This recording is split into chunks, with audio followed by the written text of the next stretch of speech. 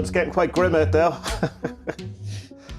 I was called a fucking cunt in the supermarket yesterday. Well, you were pushing grannies out of the way and taking their bananas. Well, I suppose I was asking for it, but yeah, that was very weird. That was the most hostile now I have found the whole thing. And it was just literally some dude and his son in the supermarket getting angry because myself and my wife had stopped briefly in an aisle. But what can you do with that? And it was like really weird because after he was eyeballing the shite out of me. But he was like, for someone who was giving out that we'd stopped in the middle of the aisle, he then proceeded to stay within like 2 millimeters of me until I left the shop. Like, what a douchebag! I was like, oh man, what are you awful. at? Yeah, it's... And Vanessa had no idea any of this was going on because I was talking about it later and she was like going, what are you on about? I didn't even know that. I was going, yeah, you were telling me to go out and I was going, I'm not, because she's saying, oh, will you just wait outside? And goes, I'm not waiting outside because I'm going to stand here and be a man beside this other man, because he was trying to intimidate me. I'm not just going to walk out of the shop. Have to have some sort of testosterone going on. Yeah, she had no idea any of it happened whatsoever. That's mad. Yeah. That's good. I like that. Good on her. Yeah, just be oblivious. Fuck the world. Yeah, it's tense in the Murphy household as well. There was a big row this morning. Right. And, I was... Were you in the right or in the wrong? I'm just bad, man. I'm shit. You know what I mean? I've been fucking... Yeah, not been good around the kids. I've been hiding behind my laptop and fucking... I do this thing. I'm terrible. When life's getting me down and stuff's getting to me, I turtle up and go into a shell. And I'm just like, everyone leave me the fuck alone. You know what I mean? But like, 2 children, like, cop the fuck on, I do it too. I mean, I think that's a man. Well, I mean, I suppose there's 2 main kind of responses to the world. Definitely. The other one is screaming and anger and, abuse. I think if you're gonna have one kind of, stereotypical masculine response to something, I think the turtle shell one is probably the lesser of 2 evils, maybe. I used to say that on the old comedy podcast. I used to say, the people who come on and, they would echo that fucking, or they would parrot that thing that the media would always say, that like, oh, we should always talk about our feelings and that. And I used to kind of say to people, no, I don't think we should talk about our feelings. I think we should keep them down and just work them out ourselves. And maybe tell your best mate.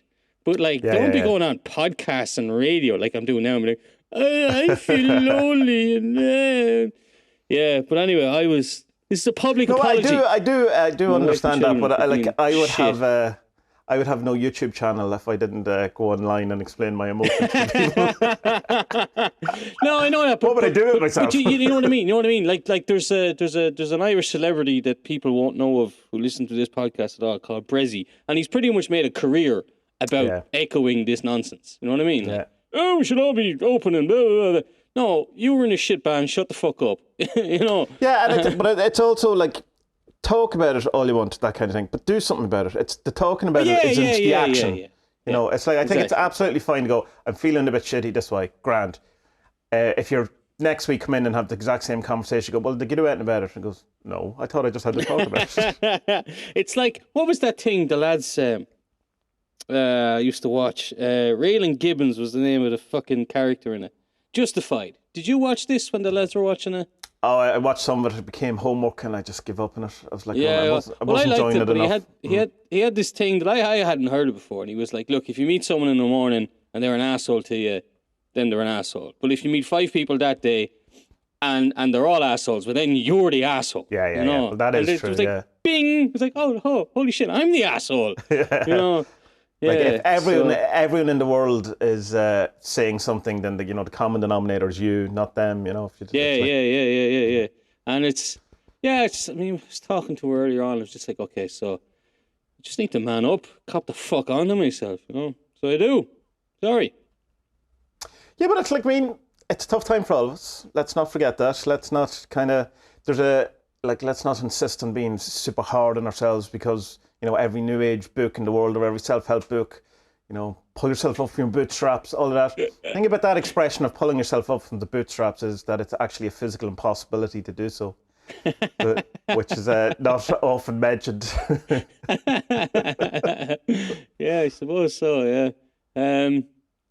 Yeah, but look, I mean, like, you get so involved in your own kind of head, you don't really get to appreciate, how fucking lucky you are. I mean, me and you are lucky. We have houses with gardens. We can let kids out, run around, fresh air and all that. Like if I was living in the old flat we used to live in Katowice, we'd be all gone bonkers by now, Yeah, I was thinking, imagine any number of flats I've lived in my years, over the years, if I had been there now, it'd look like it's a different... Yeah, like if you were living like with roommates and stuff. Could you imagine?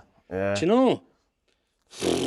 I was about to say living with your parents, but you're living with your mammy at the minute because of it. Yeah, my man's here, yeah. Well, I mean, thank God, because she's looking after the young lads. But, like, I mean, she has her own stuff as well. Like, she has elderly parents. Or my dad, her husband, is at home on his own. You know what I mean? Yeah. Okay, he's keeping busy. He's like me. He can't sit in his arse. He's out planting spuds and onions and all. But still, I mean, obviously, that comes into her head a lot, Oh yeah, so, I can imagine, yeah. And you forget this because you're so caught up in your own fucking bullshit. You're like, I'm the centre of attention. And then you read Reality Transurf and they're like, well, you are the centre of the world. It's just everyone else is also in the world as well. And you're like, wait, hold on now. Whoa. So I have to, I'm so confused. When everyone is special, no one is. Yeah. Especially me. I'm the victim here. No, I'm not. Well, that's another thing that comes in. You know what I mean? You've had videos about this as well, and you're like, you play up to the victim, and you just kind of have to catch yourself. It's like, fucking. But I this is the problem. I'm being hard on myself because I didn't catch myself falling into this. And the blame I'm going to put the blame on beer here because last weekend and also this weekend I was in bad humour, and the thing that connects both of them is me obviously, but also I had been having beers on Friday with people doing these WhatsApp, Zoom parties, whatever. So that's I'm not going to drink beer anymore, man. That's it. I'll have one or two maybe little small drinks when we're playing a board game or whatever, but I'm not pinting. No way. I'll talk to anyone on WhatsApp and that wants to get in touch and have a laugh. But no, I'm not doing that again. No, fuck it. There's no point. Like I'm not the hangovers or whatever. It's just I don't know what it is. Like you go from the happiness of reconnecting with your mates and having fun and the crack and all, and then the next day you're like, all right, back to this again. So yeah, I'm gonna stop beer.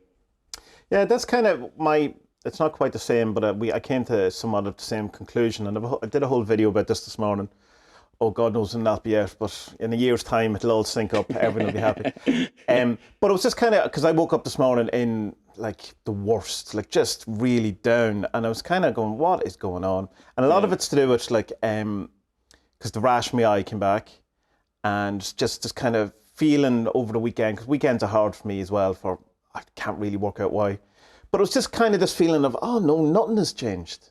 You know what I mean? It's the same shit again, only it's like back here's my depression, here's the rash in my eye, and then so we go into the future after the pandemic and it'll be back with, the same people in the same interpersonal dynamics, the same fucking problems with the same people, the same conversations, the same. I'm just like, oh, I was expecting the world to change, and here I am, and it's just like, yeah, you can't think like that. But I'd say it's going to be terrible for people. And this is the point I was making in my video, that if you're expecting, there's two outcomes people seem to be expecting. One is that the world is going to change dramatically for the good, and one that the world is going to change dramatically for the bad. But no matter what kind of outlook you have on life, or, I'm sure there's the middle ground of some people don't care, but if you have to go back to your shitty spreadsheet accounting job beside someone you hate with a boss you can't hate, and you go in and go, sorry, could you just have that spreadsheet finished for me by Thursday morning, please? And, and this couple of other things. And you're going, I thought the world was ending a minute ago. How am I meant to deal with this? This massive anticlimactical kind of... Because, I mean, as much as the world is going to change, it's going to mostly be the same too. It's not... It's like after 9/11, I suppose, where unless you were directly affected by, like deaths or... you're part of the fire service or whatever it was, your son went out to any number of wars after. But like, say you're from Ireland, you're not, you think, oh, the world's going to change after 9/11, and it did. I have to take my belt off at the airport. Well, I was, I came across the was an article about the Spanish flu and this COVID thing. And You mean the Texas flu? Sorry? You mean the Texas flu? flu? The French flu, isn't it? Yeah, but it was No, called it's from America. It came out from, I think, Texas. I'm not sure, but it's definitely American. American. Okay, sorry. It's the Spanish flu, only because the Spanish government were the only ones who would talk about it. Yeah, because they were neutral during the war, and they were like, yeah, well, we have to, tell people about this, and all of the other, the Brits and the Yanks and the French were like, no, our soldiers are perfect, Yeah. But yeah, and they were talking about like some of the results from it in that the what do you call it, I lost my train of thought now. A message came in. Sorry. The Spanish flu. You were looking at it. Okay, so that there was some kind of not socialism in the way that we think of it, but back then these kind of ways that the government kind of went about helping people. So like, there was the Great Depression around that time. So the government in the States came in and just went, whoa, stop, okay, we'll sort this out. Which is like what's happening now. You know what I mean? Like Spain had a thing today. Spain are bringing in this universal wage or whatever. And they're probably going to continue it on afterwards as well. And we might see that in other countries too. I don't know yet. But economists have been talking about this for the last 4 or 5 years, and they've been saying, right, like, we can do this now. Like, we're ready. Yeah. The only thing holding us back is, we don't know what the fuck is holding us back. We should do this thing and give money to people so they can have good lives. But, like, but the article, the main point of the article was, right, look, this might bring in big social change, and we might see a lot of it, but it doesn't last. We go back to how we were after that. So it's only a generation or two that have the kind of the safety net after the crash, after the pandemic or whatever, and then we'll go back to being nasty, horrible, capitalistic fucking swine, So hey, yeah, but I suppose.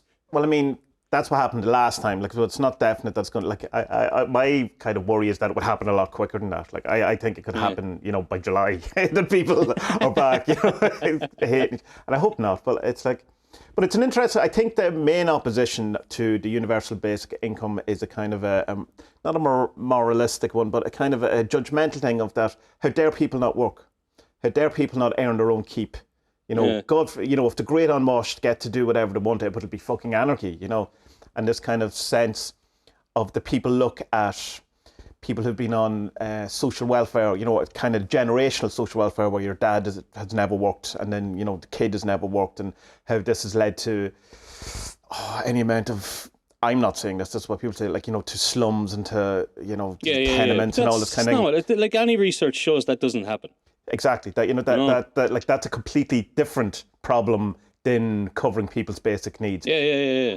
Besides, social welfare probably doesn't cover most people's basic needs in the kind of what they're trying to do with the universal income.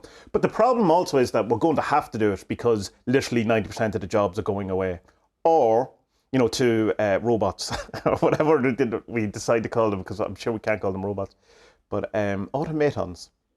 But also, the next pandemic or the next thing, we've seen that just how fragile the most of our jobs are, and not every, like, while some jobs can certainly become that kind of notion of anti-fragile, which is the Nassim Taleb thing of that which gains from disorder. So within a kind of pandemic, there's growth, but not all jobs. Like a hairdresser can't become anti-fragile because you need hair to cut, and if you can't go to people, that's the end of the job. So it's not every thing can translate, but we've discovered that food, that entertainment, all of these things are certainly jobs that are not going away, or that are more important. And why not then kind of have an allowance for people to not have to slave away at stuff that can be automated, just because we have some sort of moral sense that they might, enjoy themselves or, appreciate life or something. As well, that, like, working, even though, you mightn't like your job or whatever, like, working gives you a sense, and, most people do eventually find their way into a job that they like. You know what I mean? Yeah. Like, okay, you start off but like, yourself, you start off working in fucking sandwich bars or pubs or whatever, and then finally you work your way up, and you can end up running those places and liking it, or you can end up changing their career 4 or 5 times, and eventually you will find what you like do. You know, I mean, Yeah. like there's very few people in their 50s, 60s who hate their jobs. Do you know what I mean? That's true. I suppose I haven't thought about that, but is that just more they're institutionalized at that stage, though? Well, I mean, yes and no, but some people want to be institutionalized. Yeah, You know what I mean? True too. Yeah. Like you know, the people who get on the best in offices are the ones who like hearing the bell ringing at 1 to tell them they can eat. You know what I mean? Yeah, Mendelev's yeah. dogs or whatever.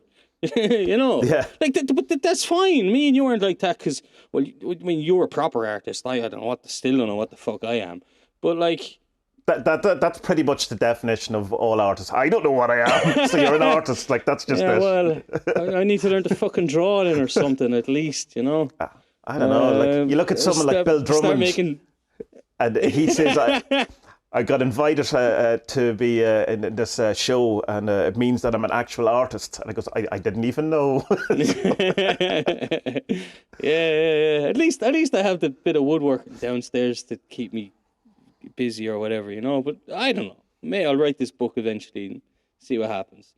Whatever, you know. But the thing with the universal wage thing is that suddenly, like, no one's coming to take your job away. It's like you can still work. Like, that's not the idea. Like, you know, like there's still going to be some amount. Like, you're still going to need, to a certain extent, accountants, because computers certainly aren't going to have your tax interests at heart. Of course, like, you know? yeah. Like, I don't know, because you know yourself, like, there will be certain sections of the population who will just use it and abuse it, and, you know, they'll use it for a drinking session or drug binges or whatever. But, like, they already do that. Yeah, like, it's you like, know? it's not good. Well, I think the fear is that it's going to allow more people to do that, or in a sense. But I think that if people are going to do what people are going to do, and I don't think people need an excuse to do these things. I think they always can find an excuse to do these things. Not to say that all institutions and all these things are perfectly fine, and you know there isn't kind of better ways of doing things. But I think any of the excuses, any of the reasons of opposition to the basic income, I've kind of feel judgy rather than based in actual economics, say, you know. I'm not an economist, so I don't know. Like, that might be part of it. Like, yeah. Don't know. We'll see. Like, what's going to happen. I honestly have no idea, because I just don't know. I don't know enough. Well, I've listened to tons and tons of stuff, but I've been talking about this for ages with anyone who would listen to me, saying the money's there. Why aren't they giving it to us? You know. Yeah. And finally now it looks like it's about to happen, and people are like, oh. Okay, this is because, you know, I kind of expected it would be when more like the AI was taking over jobs. Like, you know, we're not that far away from not needing taxi drivers anymore, or lorry drivers. We're not that far away. You know, you go into a shop and it's like the new Amazon shops where there's literally no one walking in. That type of stuff. Yeah. I thought which, from a pandemic sense, is way better. You know. I thought that's when we would see this brought in then, you know, or kind of phased in a bit more. Like, this is brought in a bit quickly, but like, look, maybe it was going to happen in 10 years anyway, and if they have a chance to do it now, then maybe they should just take the opportunity and go with it. I don't know. I mean, I'd love... It's the old kind of journalist in me, is that I'd love to know more about what we're not being told, you know, because there's only so much on the news. And finally, you were the first person who shared a bit of good news with me today about Austria, but like... So much of it is concentrated on what's happening now, and like there's this kind of cautious conservatism or neoliberalism in the articles about what may happen, but it's not like they're not saying what's going to happen. Everyone's just guessing, and which is nonsense for me, because obviously there's people working in the background. There's how many countries are there? 300 countries, we'll say. Yeah. All of their departments of finance are trying to work out what's going to happen. You know what I mean? Yeah. Just tell us. We're not stupid. We can process the information ourselves, you know, instead of being all shadowy and just, well, maybe this will happen, maybe this will happen, maybe. Oh, come on. Like, you know? Well, I suppose it's probably they don't want to say something that they then have to not do, and then it seems like they're kind of flip-flop, and that's like, I mean, that's but what they're politicians. That's what politics is. You know what I mean? Like, and I know you're not being a contrarian here, but like, you know, every politician is afraid to come out and have egg on his face. Sure.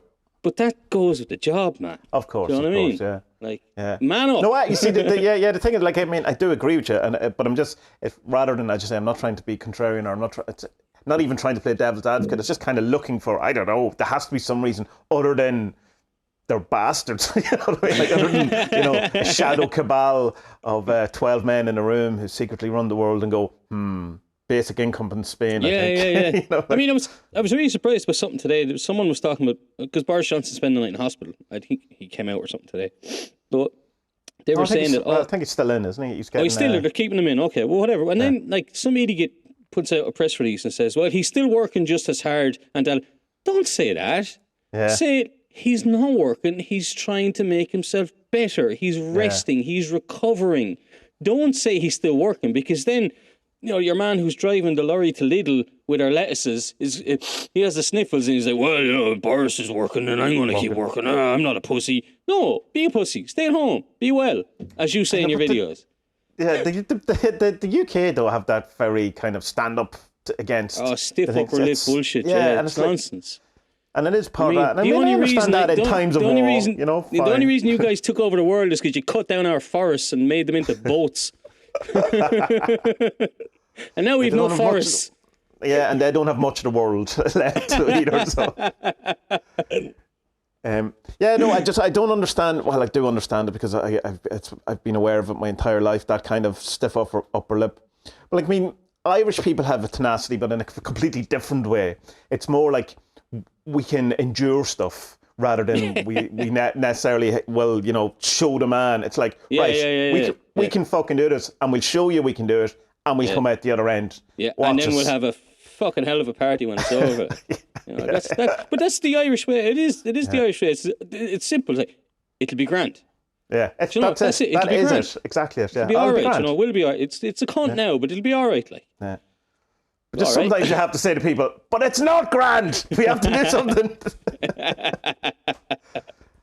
I know. The dog will be grand. He has 2 legs missing. He'll be grand. He's not grand. He'll be grand. And then 2 weeks later, oh no, the dog's grand. Yeah, man.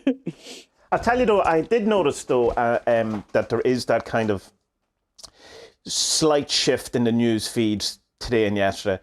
I try my best not to listen to news, but Vanessa has it on. And in the news today, there was the first story wasn't a coronavirus story. It was a terrible story, but not a coronavirus story, about an accident in the country. And then the fourth story was a sports story. So Mick McCarthy left something, someone else got a job, something. Yeah, I don't know. You know all about that. But it was just like, well, that's interesting. That's the first time I've overheard a news cycle that wasn't 100%.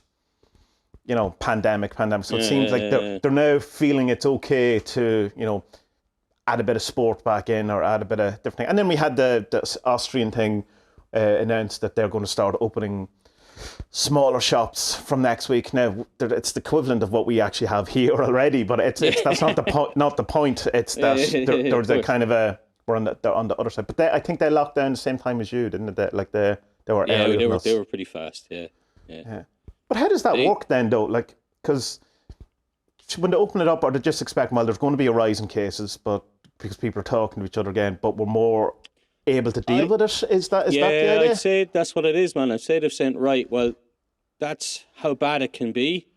Yeah. Because I don't know, like, I was trying to work out in my head the other day, is that, like, all right, well, if you're going to get it, you surely would have gotten it by now. Do you know? Unless if we hadn't a lockdown, but the fact that even with the lockdown, I mean, you're still going to the shops and stuff, and you can get it off handles, you can get it off fucking shaking hands. And I know Irish people are mad about shaking hands, but in Poland, like every time, if tell me, how many years do I know you? 5-6 years now, yeah, more. Jesus, I don't know. Longer than that, decade whatever. At least. Yeah. So I know you 10 years, and let's just say me and you were working in the same office for 10 years. Every day we meet, we'd shake hands. Oh, right, okay. That's mad for Irish people, because Irish people, you generally only shake hands the first time you ever meet, and then never again. Or maybe at a funeral. If you're agreeing on something that involves money. Yeah. Do you know, but so in Poland, I think that's why Poland was so quick on it, because like the Italians and the French and the Spanish, women kiss when they meet women, they kiss, when they meet men, they kiss. and this is how you transfer. So Poland was like, shit, lockdown quickly. Yeah. Whereas the Irish are like, it's all right, people don't shake hands. Be grand. You know. But I don't know. Like I wonder if this is the Austrian thing. If that, like, right, it moved so quickly through everywhere.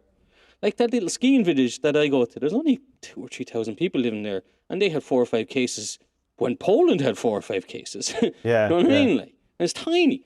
So maybe that it sweeps through these countries so quickly that maybe if you're in the high risk bracket, then maybe you've already come into contact with it, and now they're taking a calculated guess and just saying, right, well, we could handle it when it was bad. Maybe now, if it spreads a bit more, it won't be as bad. And hope I don't know. It has to be, because at some point they want us all exposed to this.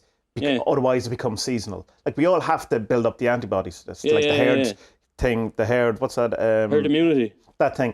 That was the UK's original kind of, and Trump's, I suppose, to a point too. That this. So there has to be. We have to get exposed to it. But what I'm thinking, I don't know. Again, not only am I not an economist, I'm also not a medical expert. There has to be a point where to go and let it out. But we can deal with it. But if you don't let it out, then next February, hello, there he is. Yeah. Can everyone go back into their houses, please? Also, who made Bill Gates king of the world? What is going on with that? Like, that's. I've seen some things about this. What's going on with Bill Gates? I've not really been following it. Bill Gates has become king of the world, and that everything that he says about the pandemic is to be accepted as a medical expert, it seems. So it goes that if you have billions of pounds, you have also achieved some level of doctorate of medical studies. Where's that fucking goat blood drinking psychopath Zuckerberg? What's going on with him? They're awful quiet. What's going on with him? I think he ran out of adrenochrome, and he's in hiding with Tom Hanks, Russell Brand, and some other people. No, but the Bill Gates thing is like, it's an interesting. He's like, it's just basically anyone I see on any of my social media who mentions 5G or Bill Gates or a number of other trigger words gets an immediate red card. Yeah. Even if it turns out that 5G does give you coronavirus, I'm still unfollowing you for saying it. I saw a good one. There was a good one today. Some girl had put up. Maybe you retweeted it even. And it was like, since when have people in Offaly become so upset? Now, Offaly's this mythical county in the middle of Ireland that hardly anyone has ever been to, and we don't even really know if it exists. But if it does exist, all the women have marks on their thighs from their Wellingtons. They've been wearing them for so long, and the men have 4 teeth collectively. So that's Offaly, all right? So, and she's like, since when do people care about 5G in Offaly? We don't even have 4G. Great, you know. That's our 5G. What? Like, there must be like one phone on the market that has 5G. I mean, like I was thinking that today. Like, people are going, oh, you know, let's burn down the 5G thing in England, which turned out not to be a 5G phone thing at all. Not? No, it's just a phone tower. Right. But because my phone certainly doesn't have. But I know that's probably not. It's more than just phones. But people are reading a thing today. Go like 5G has been around for a while. Like, it's just that it's been implemented in different ways, and that it's, you know. And then there was this kind of insistence that it burns animals' brains or something. And says, well, that can't be true, because now that everyone left the cities, all the goats are coming back into the areas that have 5G and seem grand. Maybe there's stronger 5G. There's stronger. Yeah. And so, like, Bill Gates' thing is that he's saying that everyone needs to be vaccinated and everyone needs to, get the chip put inside them and all of this kind of stuff. And he says that. Oh, he's saying this about the chip, is he?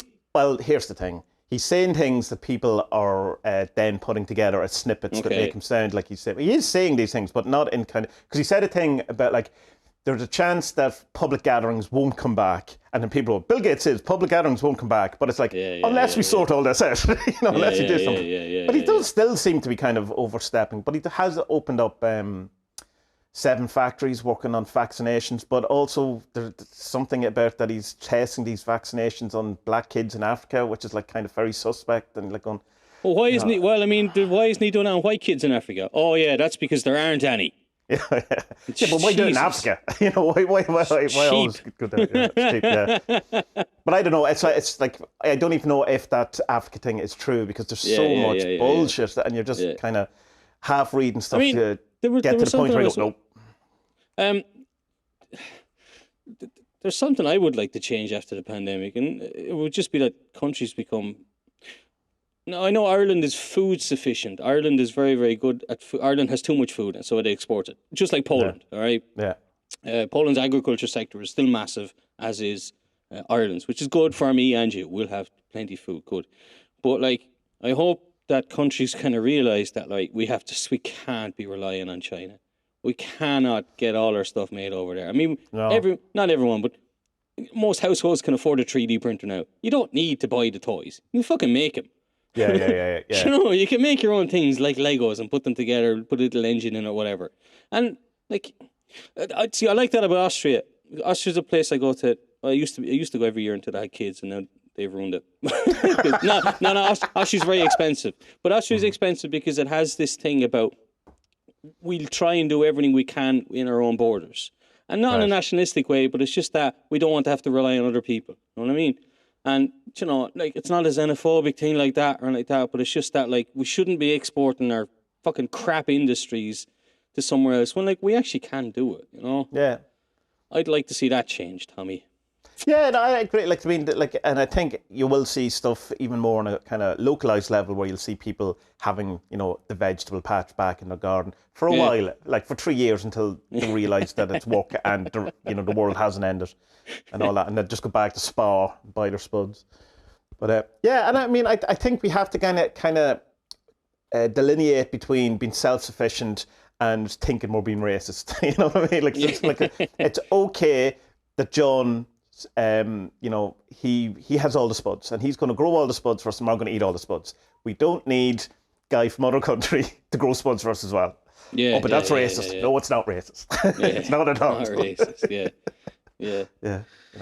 I hope it doesn't lead to stuff like that because I did see another horrible article about like how you know, this lead the worst case scenario, and it was just dread and horrible and war and concentration camps, and I was like, fucking hell.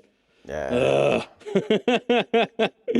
Well, I don't know. Maybe look, that's some people's way. Well, I mean, I'm a bit like that. Like my way of dealing with this thing at the start was to try and learn and know as much about it and be prepared for when it came. And like really, it's only really this weekend where I've had a wobble. It was a pretty big wobble, I have to say. But you know, yeah, it's strange. So that my wobble too. Like I mean, it came out in a different way, but it's exactly the same time, you know. It's like you know, it's all to do with the pink moon we're about to have, the pink blood moon. Oh right, okay, right. Which is tonight. No, it's 7th, on the night of the 7th and 8th. I don't know, man. The whole moon thing is a bit mad. Like I'm not into the what is it called? Astrology or astronomy? Which is the good one? Depends on who you ask.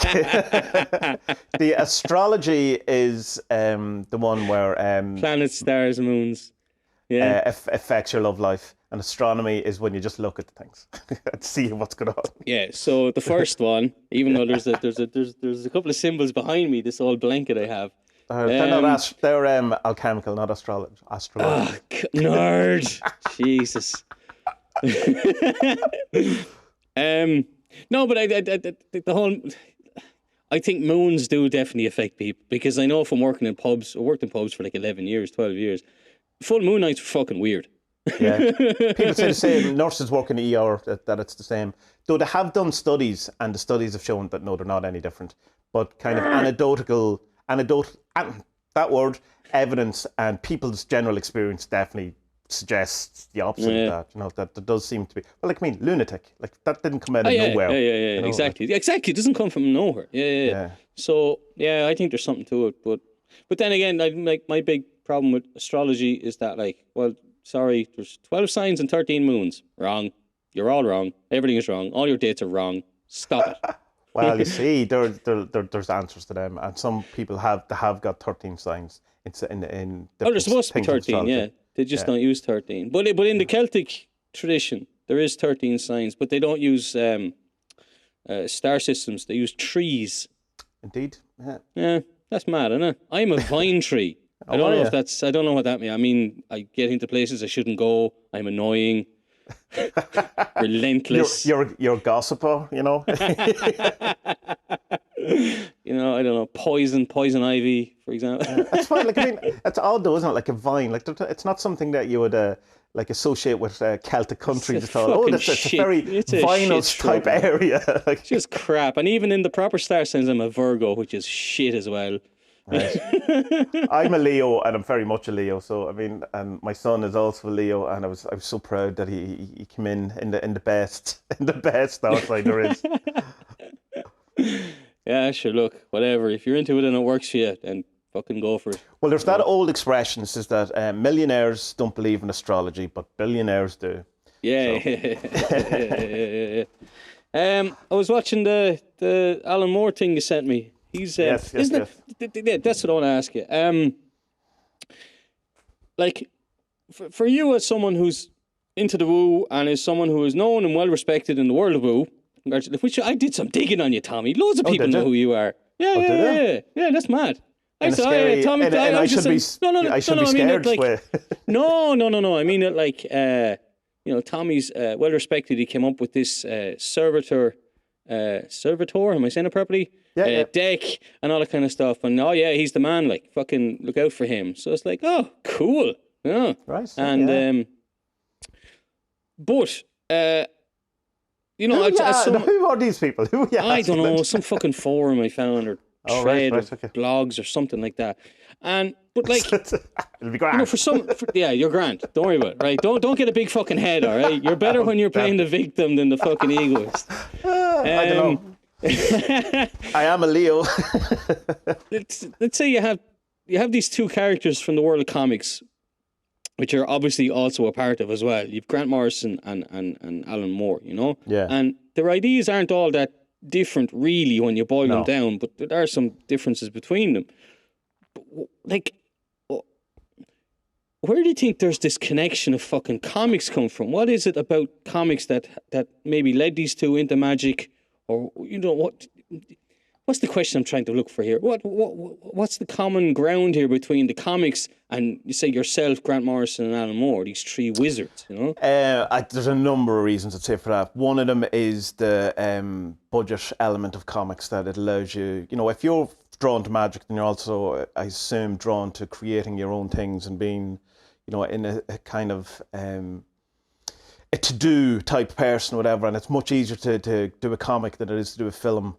You know, and it's you can do grand things. We can do that with books too, so that doesn't fully answer why comics over than say books. But both Alan and Grant have written books too. I think it's also the fantasy element and this thing that's associated with it, especially with Grant Morrison. It's the superheroes as archetypes, and he would see them as the new gods and or the equivalent to the gods and stuff like that. And Alan Moore also has the kind of somewhat similar notions, but not like he would. It's hard to know with Alan Moore because now he says things like he hates superheroes and all that, but yet still did Watchmen and all that. But Watchmen is more deconstruction of superheroes than it is a kind of a putting them on a pedestal in the way of Grant Morrison. But also art and drawing things and, you know, that kind of thing is a kind of a very magical act. If it's to believe it's one of the very first magical acts we did, in that, you know, the cave drawings and the thing. So it's like there's all little tiny wee bitty answers that don't probably make up to a coherent or satisfying big answer. I don't like that answer. Keep going. No, but like, are there many more artists who are also into chaos magic and magic, or is it just something that like, oh, he might be into that, but we don't really know because there's this whole thing of coming out of the broom closet and. Yeah, no, well, Warren Ellis, who you know from Transmetropolitan, he wrote Injection with an Irish guy, Declan Shalvey, which has very much chaos magic ideas about this whole idea of writing an AI program and injecting it into reality, and it goes wrong. So it's that kind of, you know, thing. This is one of the books you recommended in that. You'd love that. You should read that. And then you have a guy called Mike Oeming, who's he did a comic. He's most known for a comic called Powers, but he also did that Adolf and Alistair book with Doug Rushkoff. about Aleister Crowley and Adolf Hitler, and it's like kind of the magic stuff behind that. But he also has many of his own comics that are magic. But he's probably more coming from I suppose, a conspiratorial, in the way you would come, a little conspiratorial in your sense, UFOs and, you know, kind of Graham Hancock. And I don't know if you're into Graham Hancock, but that kind of thing, rather than, you know, reptiles, shape-shifting or otherwise, you know, like 5G. 5G, yeah, all that. Yeah, but I mean, it's you do come across some people as well, and there's a couple of books. There's one done recently called The Book of Magic. Of course, Neil Gaiman would also be in it, but he's like he wouldn't be kind of overtly, he wouldn't call himself a magician in the way Grant Morrison and Alan Moore would, but he certainly has magic aspects to his books, like you would see. Oh yeah, for sure. Yeah. American Gods and Stardust and all that. Like American Gods is full of wood. Yeah, of course, yeah. But what I would suspect he sees it more as fiction than he does as an actual thing that's in reality. Yeah, I'm gonna go downstairs and look at the covers of his book now and see if there's like sigils hidden on it and shit, you know. But ultimately, I don't know. But I mean, it's in films too, like, and it's in music. So it's like you have like people like the Antwoord who kind of have fallen from grace largely over the last while, but they have like massive into chaos magic, sigils all over their albums, sigils in their videos, very much, you know, the whole hyper sigilness of certain different things. Damon Albarn doing the whole book or the whole album about John Dee and the whole opera, you know, so that he says he's been thinking about these things for years. And when he finally came across this character, he goes, well, here's a historical thing that, you know, is kind of an encapsulation of all these things I've been thinking about. And you certainly find, you know, that you have.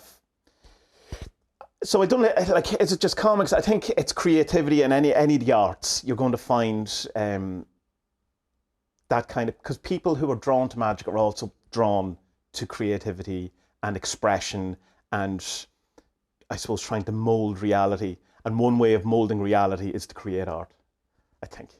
It's still it's not a satisfactory answer, but I don't know if there is a satisfactory answer. Probably not. Like there's probably tons of artists you could think of who you'd be like, well, he's a chaos magician, but like he might not even know it. He's not into magic at all. He just lives his life on the alternative slow in a reality transurfing kind of way, you know?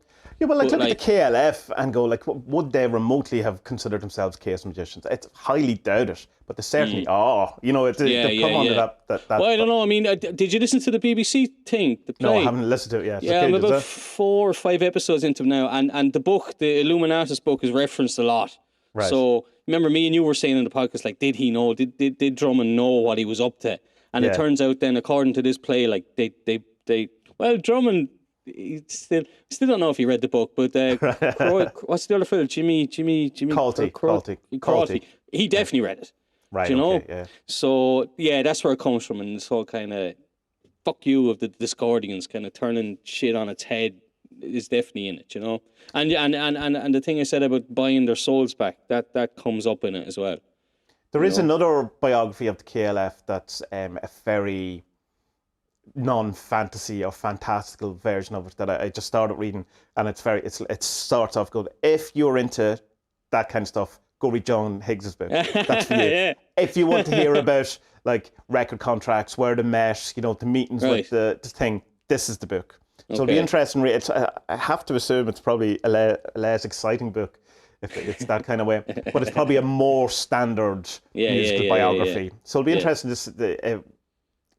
But he probably omits stuff that would also be relevant in the way John Higgs probably sees things there that aren't there. For sure. They have their own book as well, 2023. Have you come across that?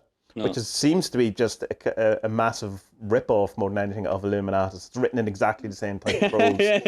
Even mentions Ferdinand Poe, which is a big thing that happens in Illuminatus and stuff like that. But they say the first 100 pages, the reviews say the first 100 pages are brilliant, and then the obviously just said, we just finished this. Okay. Yeah. A bit like, didn't the Beatles finance a Lord of the Rings animation? And it gets about halfway through it, and then they run out of money. It's brilliant, and then it's just like in the middle of it, and they go, and here ends the Lord of the Rings. Go, no, it doesn't. I don't think it was the Beatles though, but I did know that animation you're on about. Yeah. Possibly George Harrison on his own, because he executive produced films and all that. Yeah. Like Tolkien was probably into stuff as well, because the JRR symbol, that's very much a sigil.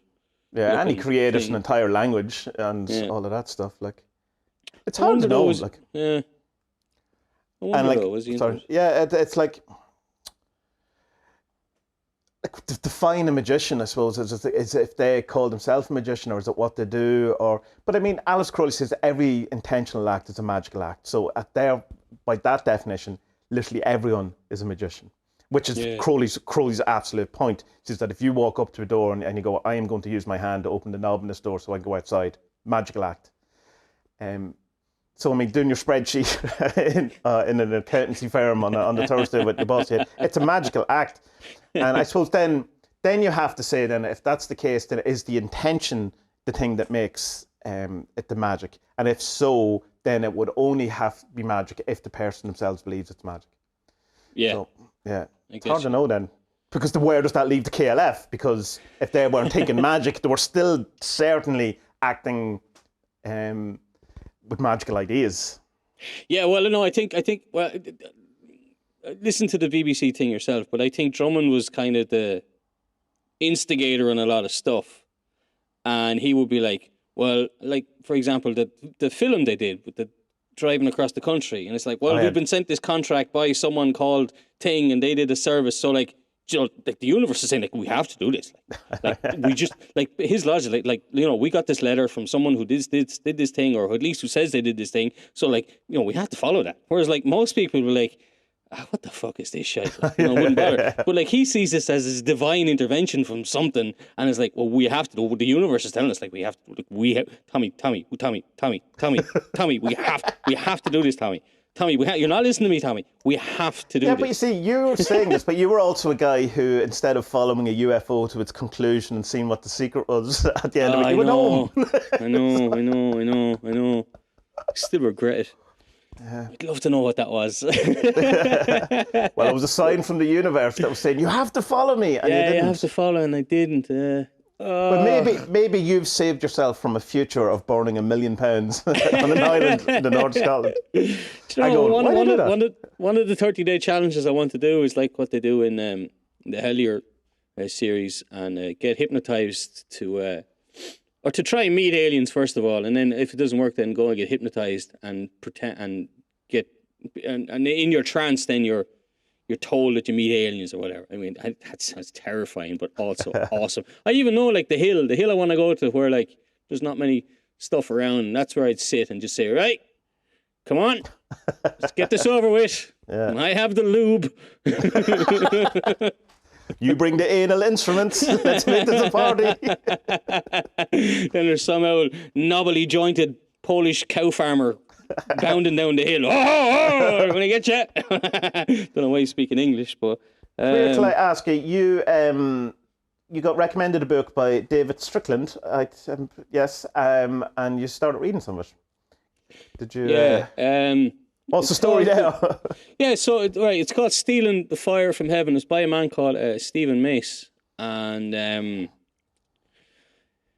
to be honest, a lot of the kind of, I suppose I'm maybe covering a bit of stuff we did last week as well. Is that, like, my kind of trepidations about chaos magic and what it really is, and trying to separate what I thought it was to what it is, and then to what it is for me. Because that's it's the subjectivity of it that is the most important for you, which is what I learned from you last week.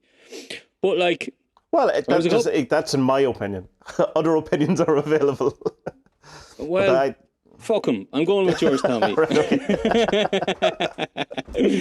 No, but it's like this one. Like within the 2 or 3 pages, I was like, okay, yeah. This guy's on my fucking wavelength here, you know, because. For me, I've kind of thought about like, okay, you're hacking your subconscious, but at the same time, it's like, you know, you're still talking to demons and angels and whatnot, gods and whatever. But he says in the book is that, right, look, okay, this is psychotechnology. I was like, ooh, I like the sound of that, like, you know. But he's saying that all these things are in your head. They're all in your head. So, like, you can do the summoning and the banishing and the rituals if you want, but you don't have to, because it's all in here. You just need to tune into it. and then talked about, and there's a bit about dropping importance as well, like the reality transurfers. There's a whole chapter kind of about that, where he talks about making the sigils. So you make the sigil, you have a think about it, and then you just and you make sure that anytime you want to think of it, you can picture it in your mind. But as soon as you remembered enough that you can picture it in your mind without any thinking about it, I hope I can explain this properly, then you need to stop thinking about it forever. Right. So that it just falls into the back of your mind and it works back there. You get me? So this is exactly like reality transurfing. You think about something, how are you going to do it, your methodology, the steps you're going to take to get there, and then you forget about it because your subconscious will do it or the universe will do it or whatever. And so that was kind of cool. There was stuff about, it was just that. It was just that it speaks a lot about the unconscious and trying to get in touch with it, you know? And about like even like the stuff about sorcery, and like when I see the word sorcery, I'm like, oh god, here we go. But it's like, he says here like sorcery is the art of capturing spirits and training them to work in harness. But knowing from the start of the book is that it's this psychotechnology, so it's all in your head. So the way I see it is that there's all these, like with your cards, I see them as the archetypes, and then it's just right. Okay, they're all in here, or elements of it are in here. So just try and get that out of you by meditating on it or something. You know, like some people can do rituals, go outside and draw on chalk or whatever. But if you want to, just meditate on it. And it's like, wow, okay, this is the chaos magic fucking speaking to me, man. You know what I mean? I don't have to go out collecting herbs and taking magic mushrooms and whatever to get in touch with Aries and Apollo and all these things. But if that's what you do, fuck it, go for it. But like for me, it's just like, right, you just call in an idea, you think about that thing, and then you let go of it, and then hopefully it just continues to work in the back of your head, and then a day or two later, or a month later, or a year later, then it'll manifest. Well, Tommy Kelly, what have you done to me? Oh well, I can only suggest that you brought this on yourself, and no one to blame but yourself. Of course I did.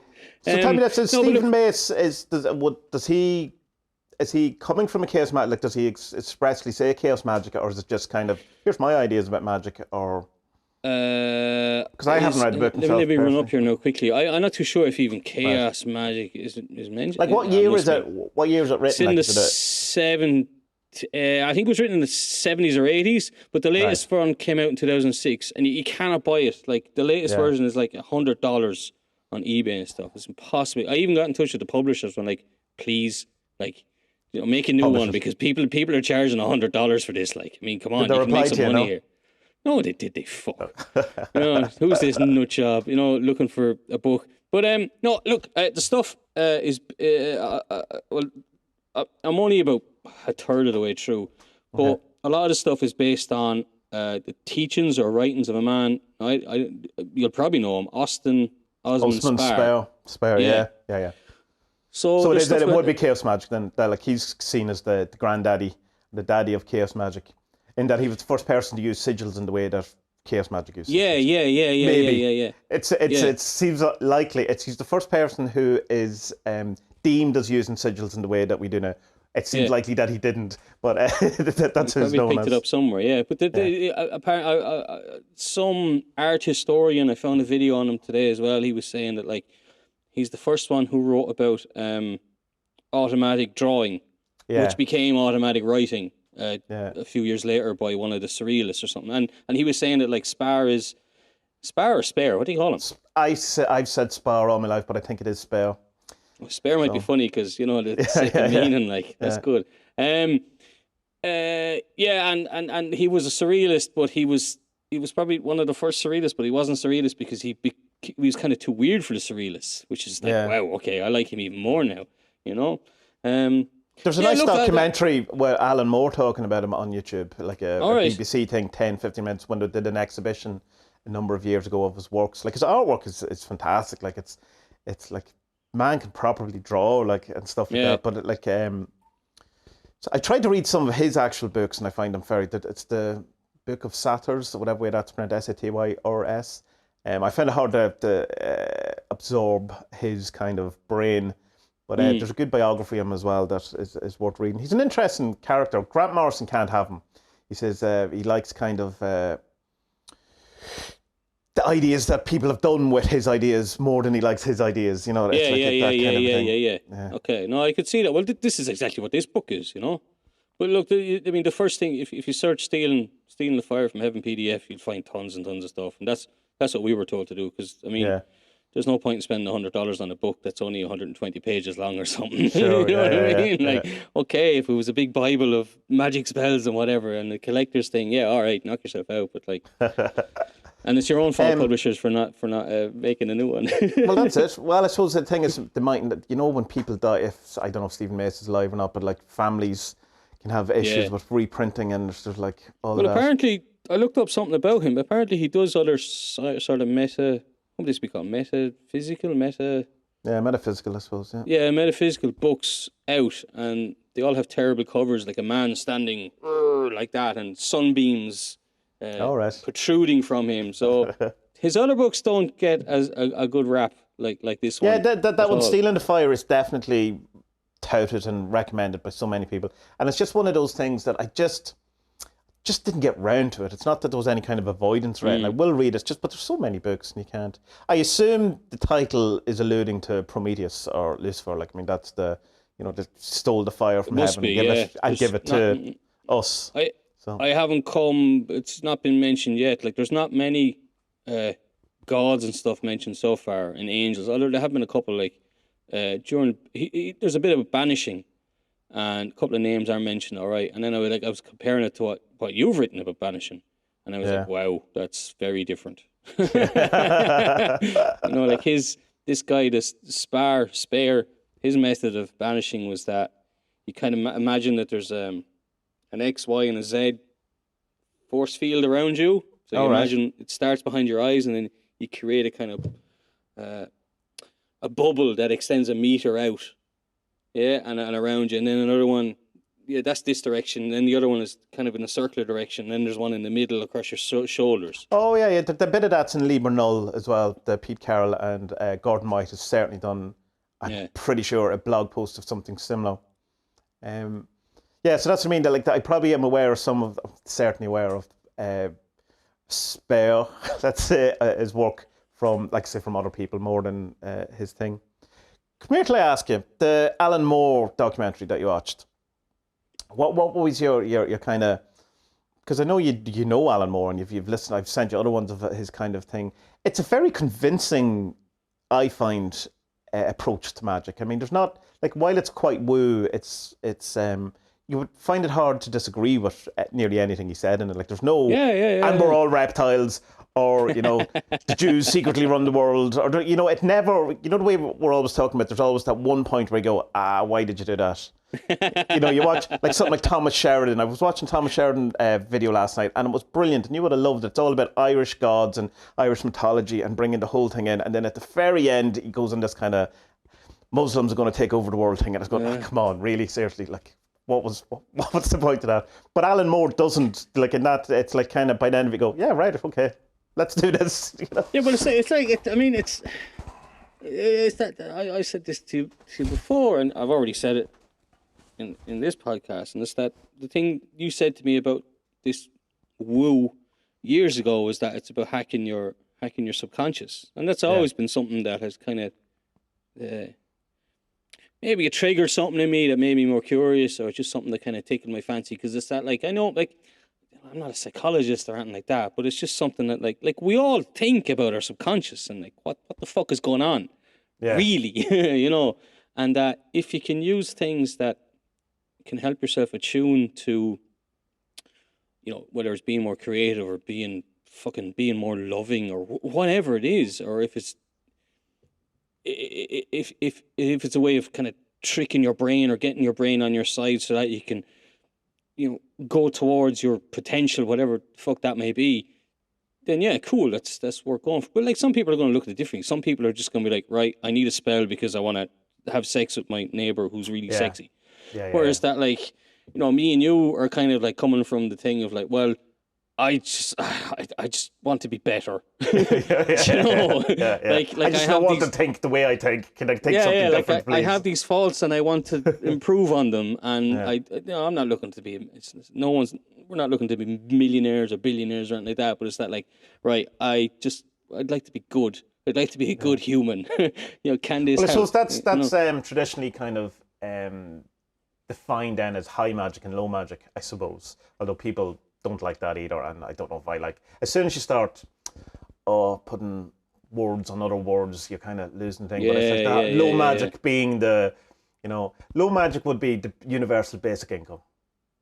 That you're looking after that kind of area of things. It's your house over your head. It's the sex with the sexy neighbor. It's the cursing your the friend who ran off with the sexy neighbor or whatever it is. That kind of. Whereas the high magic is more the alchemical process of changing.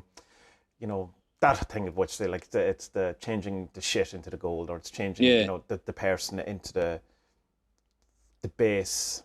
And do you think, Tommy, when you started getting into comics and realized that Moore was into all this stuff and Morrison was into this stuff, did it speak like were you into it before you knew they were into it or what? I didn't know Alan Moore was into magic until pretty much that documentary came out, which was 2000. I thought it was 2006, but I looked up. It's 2003, and I had read View from Dead, Watchmen, all of his 2000 AD stuff, all of that. Because he didn't announce it until he was 40, so it's not as if I didn't know it. No one knew it.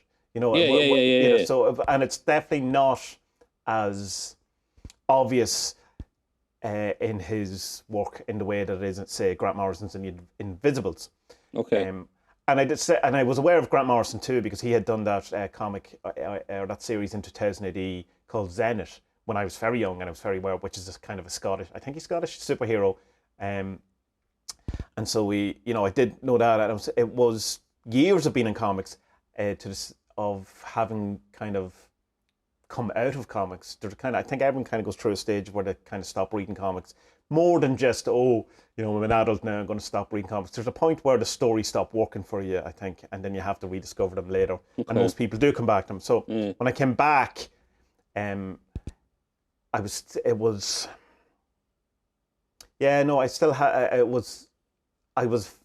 read Alan Moore and Grant Morrison for a long while, to answer your question, before I knew they were even into magic. So yeah. But that could be to do it because my interest in all of this, I wouldn't have called it magic until very recently. Like it's until that info lecture, like Grant Morrison, the screaming, madman, that thing, like that literally changed my kind of outlook on kind of having a vague spirituality, Stuart Wildy, not really known, kind of bit of a law of attraction thing into, right, this is a thing. This is, and it's like it's so many people describe it as saying, as this is a thing that describes what I've been doing for so long, and I just thought it was me being eclectic out in the wilderness trying to hovel some sort of theory of life together, and then you go, oh no, that someone came up with this in the 70s and 80s, and there is an actual thing, and you go, all right, okay, now I'm home, and I can because it's a great thing about chaos magic is that it's not like you become a Catholic and you go, oh well, I found Jesus, and now my life. It's like, I found a process by which I can discover the world, and so so then there's growth that is totally and utterly fostered by a kind of a chaos magic approach that isn't necessarily fostered by something that is a bit more rigid, dogmatic, or structured. So, yeah, I don't think you asked that question, but there's an answer to a question you didn't ask. It's fine. And like, they both have these. Alan Moore's idea about idea space is brilliant. But like Grant Morrison's is similar but different. Whereas that like I have this kind of idea that Grant Morrison maybe has a bit of writer's block, and he has a character, and he's saying, right, okay, who is the archetype for this character? Okay, I'm going to get stoned, or I'm going to get drunk, or whatever it is he does. I have no idea. Yeah. And maybe he'll just draw a glyph or a sigil or whatever, and you just try and concentrate on that thought, and then the thought will come to him, and he'll say, right, okay, I got it. I know how to get out of this mess.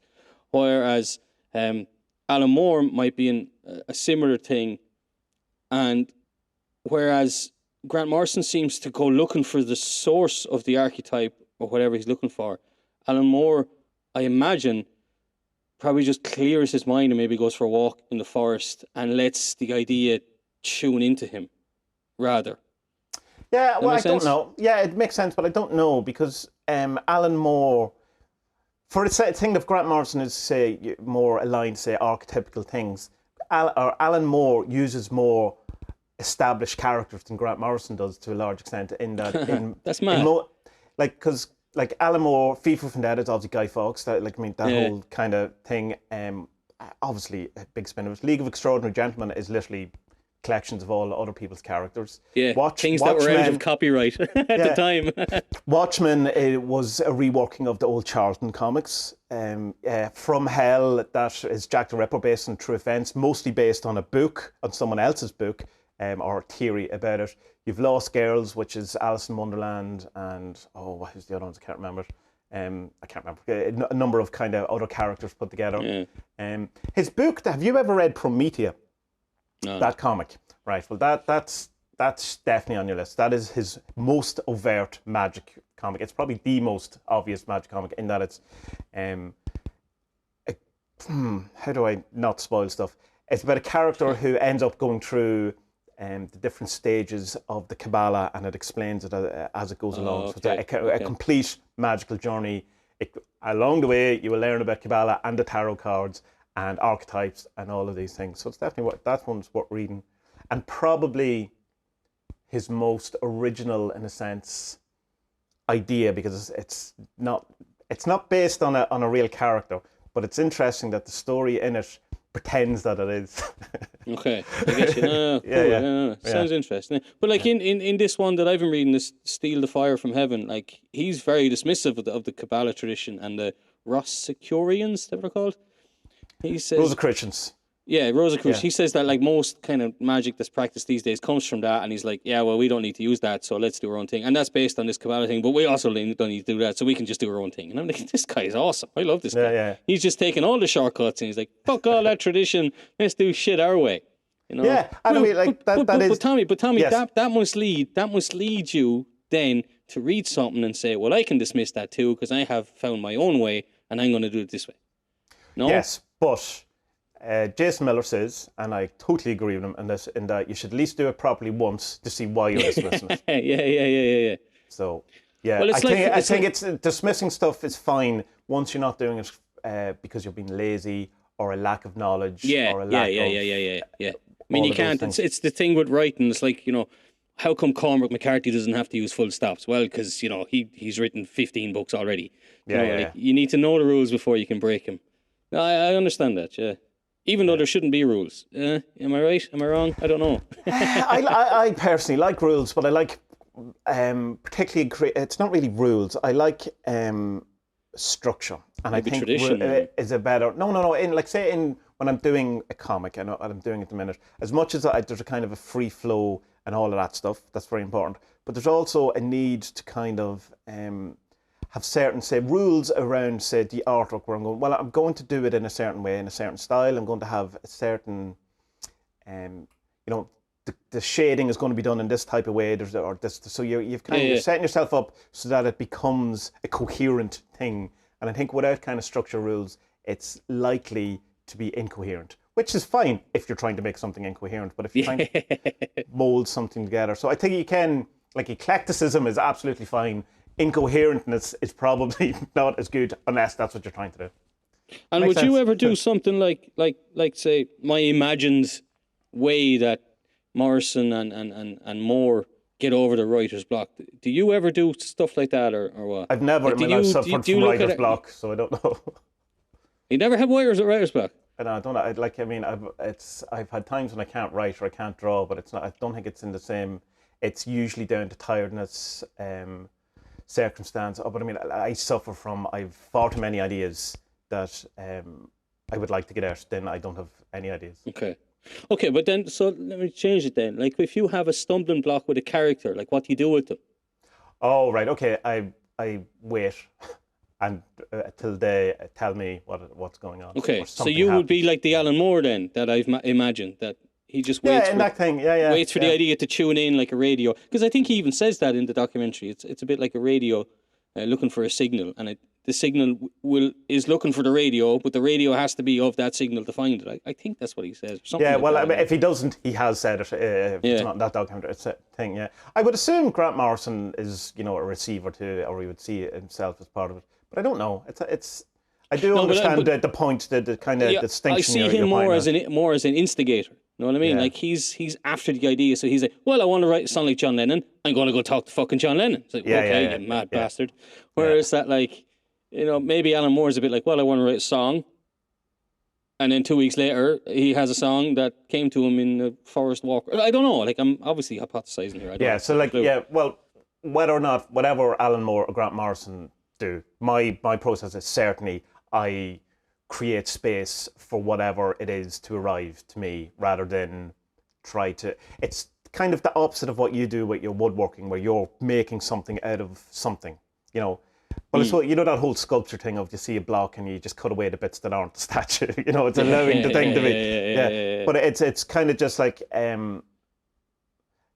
it's about allowing, rather than going up into idea space and grabbing some stuff because I'll have a bit of this and a bit of that or whatever. It's more like going, right, what have you for me? Yeah. And, and then allow it to kind of come. I mean, that's so fucking wanky, but I mean, the more I find that I kind of get out of my own way, while maintaining a kind of a coherent structure. It's odd. I can't really describe it. The more I try to allow the idea to be whatever the idea wants to be, the better the idea seems to be. So, like, what'll make you like obviously there's been characters over the years you've written or half written. Like, what kind of thing will make you kill him? Kill your babies. A better idea. Okay, simple as that. Simple as that. Yeah, that if like I don't know. It's like the same thing as when people say, "How do you know something is a synchronicity, not just a coincidence?" I go, because it feels different. Right. Okay. There's kind of a sensation to it. Or how do you know? When you see something, you've done magic for something, and then it happens, and you go, "How do you know that's not just thing?" Go, because it feels different. And so in that sense, when a new idea arrives that should replace the old idea, you kind of just know. And you could battle it, or you can and sometimes you kind of go, oh, but I wanted to do the other thing, but it just feels kind of right. And I'm sure though at times I've taken the wrong idea. Like, I mean, it's not an exact science or any of these kind of things, of course. But I certainly feel it. I feel it out. I feel, does this feel right? And it's kind of like I present the idea to my emotions or to my etheric field, and then gauge what the response physically is. But I do that with all ideas, not just creative ideas. Like, I'll kind of go, how do I know if something is true? Like, say you say to me, I think that Margaret Thatcher was a reptile. I will kind of throw that into my kind of aura, and then kind of go, well, no, that's not true. It's like, but so on a kind of woo level, then this idea of idea space that Moore has, and then also Morrison, wrecking his brain for the archetypes to find answers and stuff. Like, is this subconscious or collective consciousness? Well, how can you know? It's like idea space, astral plane, collective unconscious, dream world, left brain, right brain, inherited memory, some sort of group memory or group think, public opinion, fashion. It's like, where's the lines of all of these things? Where's the Alan Moore would definitely say it's a place that we go to, like in his theory that that's not part of him, that's external to him, that we all have access to. Which of course Carl Jung has the same kind of, the collective unconscious, the collective memory, the collective kind of, that's where the archetypes are. That's where your I don't know, like that's where the things originate, I suppose. And it's kind of that, it's the evolution of that is, what happens by people or whatever is reflected in that. It's the same with the astral plane. They say that the stuff starts there first before it comes here. It's like, where are things before they become things? Where is an idea before it becomes an idea? Yeah.